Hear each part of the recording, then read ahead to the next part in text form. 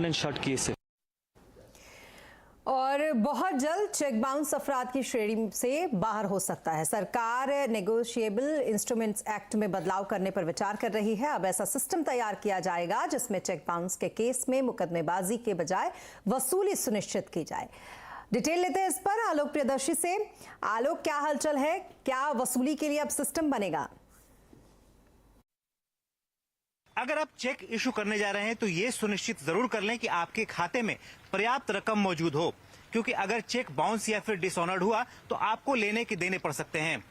CNBC आवाज को सूत्रों से जानकारी मिली है कि सरकार नेगोशिएबल इंस्ट्रूमेंट एक्ट में बड़े बदलाव करने की तैयारी कर रही है, जिसमें सरकार इस पूरे एक्ट को डिक्रिमिनलाइज करेगी। साथ ही साथ वसूली पर भी पूरा जोर रहेगा। सरकार अगर ऐसी स्थिति होती है तो इसकी भरपाई आपके दूसरे खाते से की जा सकती है। इसके अलावा आपको किसी दूसरे बैंक में खाता खोलने पर भी रोक लगाई जा सकती है। इसके अलावा अगर आपका चेक बाउंस होता है तो ऐसी स्थिति को लोन डिफॉल्ट की स्थिति मानकर आपका सिबिल स्कोर भी खराब हो सकता है, यानी कि आपकी क्रेडिट हिस्ट्री होगी वो खराब हो सकती है। तो इस तरह के सख्त प्रावधान लाए जा सकते हैं।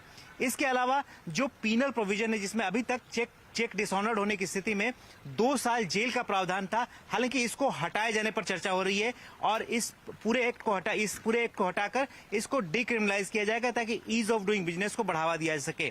तो इस तरह के कुछ नए बदलाव नेगोशिएबल इंस्ट्रूमेंट एक्ट में सरकार करने की तैयारी कर रही है, जिससे ज्यादा से ज्यादा सरकार का जोर जो वसूली है, यानी कि भरपाई है चेक डिसऑनर्ड या बाउंस होने की स्थिति में, वो की जाए, जिससे कि जो कोर्ट में नेगोशिएबल इंस्ट्रूमेंट एक्ट के तहत पेंडिंग केसेस हैं उसमें कमी लाई जा सके।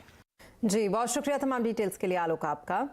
और अब बात करेंगे बाजार की। फिर निफ्टी एक्सपायरी के दिन बाजार में बिकवाली आज रही। सेंसेक्स निफ्टी लगातार 8वें दिन गिरावट के साथ बंद हुआ। सेंसेक्स